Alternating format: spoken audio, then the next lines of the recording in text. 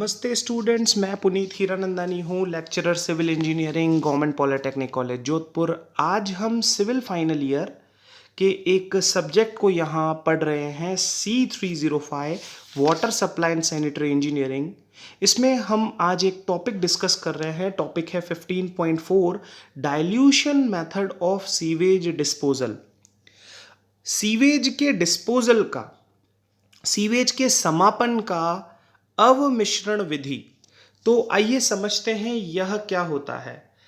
देखिए, हमें यहाँ पर एक चित्र दिख रहा है। इस चित्र में हम देख रहे हैं कि जो सीवेज है उसको किसी एक बड़ी नदी या किसी एक जलधारा के अंदर इसे विसर्जित किया जा रहा है। सीवेज के डिस्पोजल के लिए एक जलधारा में इसे डाला जा रहा है। तो स्टूडेंट, सबसे पहले समझते हैं कि ये अवमिश्रण विधि होती क्या है। देखिए, सीवेज को डायरेक्टली हम यदि किसी वाटर बॉडी में डाल दें तो यह तभी संभव होगा जब जो नदी या जो जलाशय हो वो बहुत बड़ा हो और उसमें पानी की मात्रा बहुत ज़्यादा हो।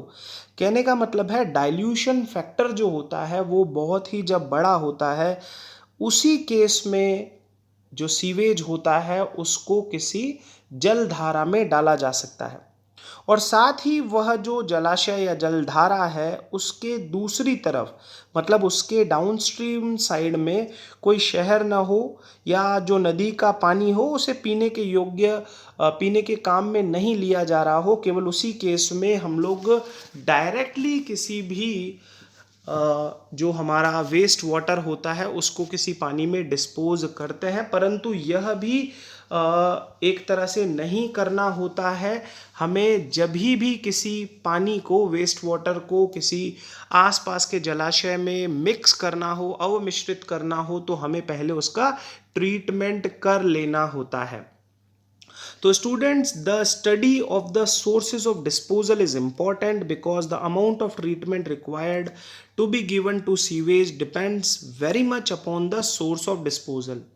सोर्स ऑफ डिस्पोजल बहुत ही ज़्यादा आवश्यक होता है। और देखिए, जब तक सीवेज का उचित उपचार करके इसे अहानिकारक नहीं बना दिया जाए, स्टूडेंट्स बहुत इंपॉर्टेंट चीज है, इसको समझना है हमें। जब तक सीवेज का उचित उपचार करके इसे अहानिकारक नहीं बना दिया जाता है, इसे अंतिम रूप से समाप्त नहीं किया जाना चाहिए, इसे कहीं पर डिस्पोज नहीं करना चाहिए। तो डिस्पोजल बाय डाइल्यूशन क्या होता है? This process where the treated sewage, student समझना, this process where the treated sewage, वो वेस्ट वाटर, वो गंदा पानी, वो सीवर का पानी जिसे ट्रीट किया जा चुका है, और the effluent from the sewage treatment plant, या यूं कहें कि जो सीवेज ट्रीटमेंट प्लांट का एफ्लुएंट है, वो गंदा पानी जो कि सीवेज ट्रीटमेंट प्लांट से मिला है। सीवेज ट्रीटमेंट प्लांट से हमें वही पानी मिलेगा, गंदा पानी मिलेगा जो कि एक तरह से ट्रीट हो चुका है, is discharge into a river stream और अ वाटर बॉडी। तो ये होता है डिस्पोजल बाय डाइल्यूशन। सबसे इंपॉर्टेंट चीज है जो हमें इस चैप्टर में समझनी है। The discharge sewage in due course of time is purified bye its own. और सबसे इंपॉर्टेंट चीज, जैसे ही हमने ट्रीटेड सीवेज को, ट्रीट किए हुए वेस्ट वाटर को किसी जलधारा में डाला, तो क्या होता है, समय के साथ साथ कालांतर में, कुछ समय के बाद में वो जो जलाशय हो जाता है, वो जो नदी होती है, वो अपने आप प्यूरिफाई हो जाती है। और इस प्रॉपर्टी को, इस जो अवस्था है उसे हम सेल्फ प्यूरिफिकेशन ऑफ स्ट्रीम्स कहते हैं। कि रिवर्स में, जलधाराओं में, नहरों में यह क्वालिटी होती है कि वो अपने आप को प्यूरिफाई कर देती है, अपने आप को स्वच्छ कर देती हैं। और ये होता है अमाउंट ऑफ ऑक्सीजन की प्रेजेंस के कारण।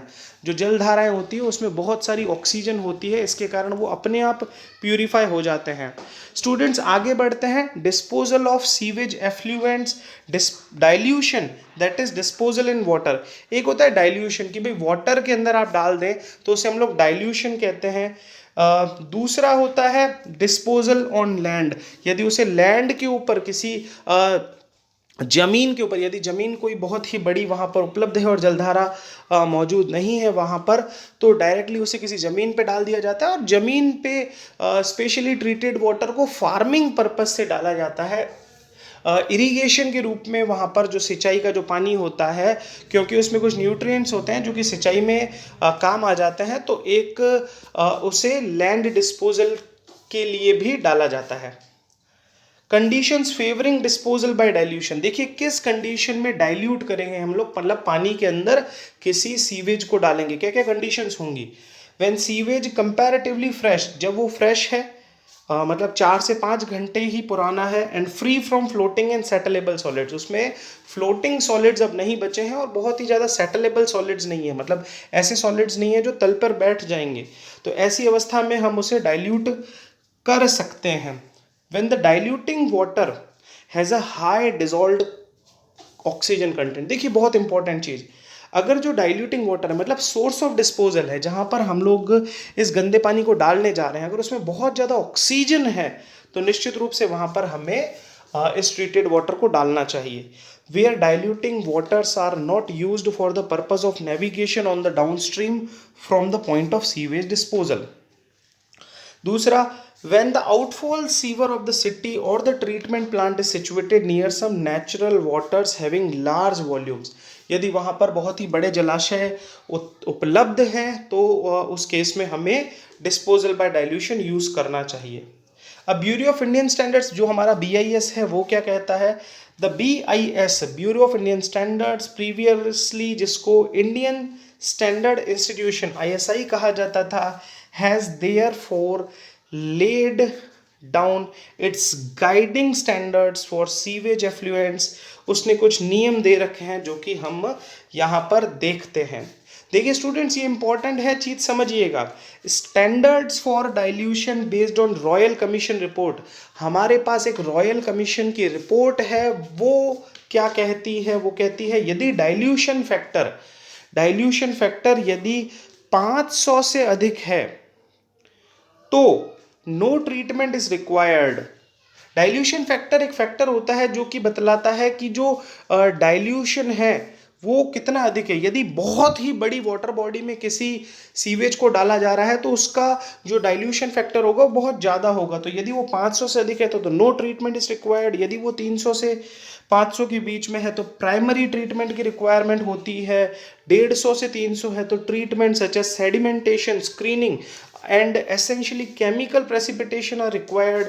और अगर वो 150 से भी कम है तो complete thorough treatment should be given to sewage. तो देखिए इससे हमें ये ध्यान पड़ता है, डाइल्यूशन फैक्टर से हमें ये ध्यान पड़ता है कि हमें सीवेज जो होता है, डाइल्यूशन फैक्टर को पुनः हम लोग समझते हैं। डाइल्यूशन फैक्टर एक रेशियो होता है जो कि बतलाता है कि आपका जो जलाशय है उसमें यदि हम कुछ क्वांटिटी थोड़ा सा सीवेज डालते हैं तो यह जो फिगर होता है बहुत बड़ा होता है। और जैसे जैसे ये डाइल्यूशन फैक्टर स्टूडेंट्स रिड्यूस होता है, जैसे ये फिगर रिड्यूस होता है तो हमें जो हमारा सीवेज होता है उसको ट्रीट करने की बहुत ज़्यादा आवश्यकता पड़ती है।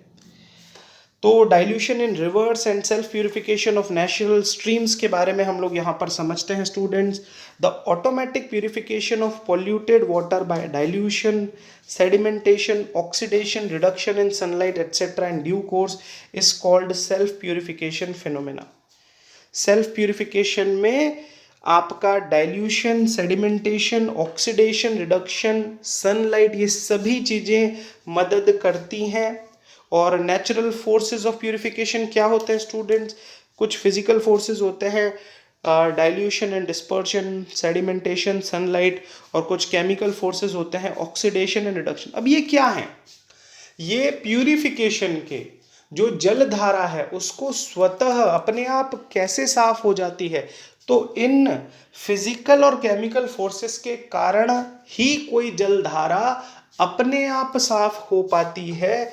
तो वो क्या क्या फोर्सेस हैं? डाइल्यूशन के कारण, फिर सेडिमेंटेशन जो उसका कचरा होता है तल पर बैठ जाता है, सनलाइट एक फिजिकल फोर्स है, फिर केमिकल फोर्सेस में स्टूडेंट्स ऑक्सीडेशन जो होता है और जो रिडक्शन होता है वो आवश्यक होते हैं। अब डाइल्यूशन एंड डिस्पर्जन क्या होता है स्टूडेंट्स?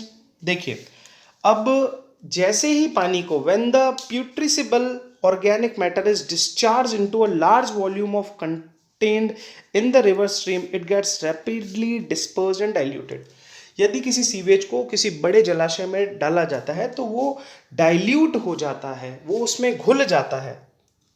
सेडिमेंटेशन हम जानते हैं, the settleable solids if present in sewage effluent.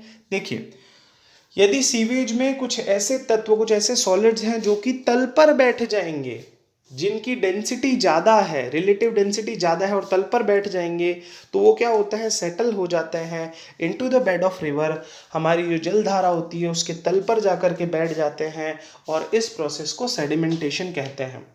Sunlight हम लोग जानते हैं, बिल्कुल सनलाइट की प्रेजेंस में स्टूडेंट्स एल्गी जो हमारी काई होती है वो निर्मित हो जाती है और वो मदद करती है जो ऑर्गेनिक मैटर होता है हमारे पानी के अंदर उसको ऑक्सीडाइज करके उसको डीकम्पोज करने में।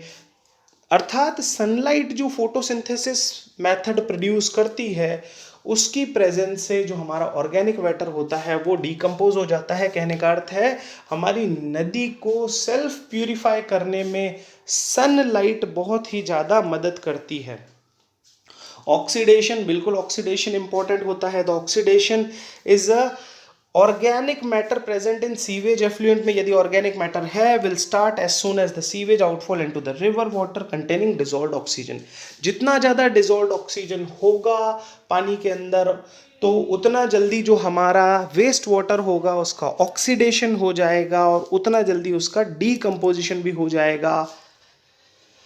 रिडक्शन प्रोसेस भी बिल्कुल मदद करता है ऑक्सीडेशन के अंदर। एनारोबिक बैक्टीरिया जो होते हैं वो यहाँ पर मदद करते हैं। तो स्टूडेंट्स, इन सभी हमने जो फिजिकल और केमिकल फोर्सेस से देखा कि क्या होता है, आपका जो नदी होती है वो स्वतः प्यूरिफाई हो जाती है।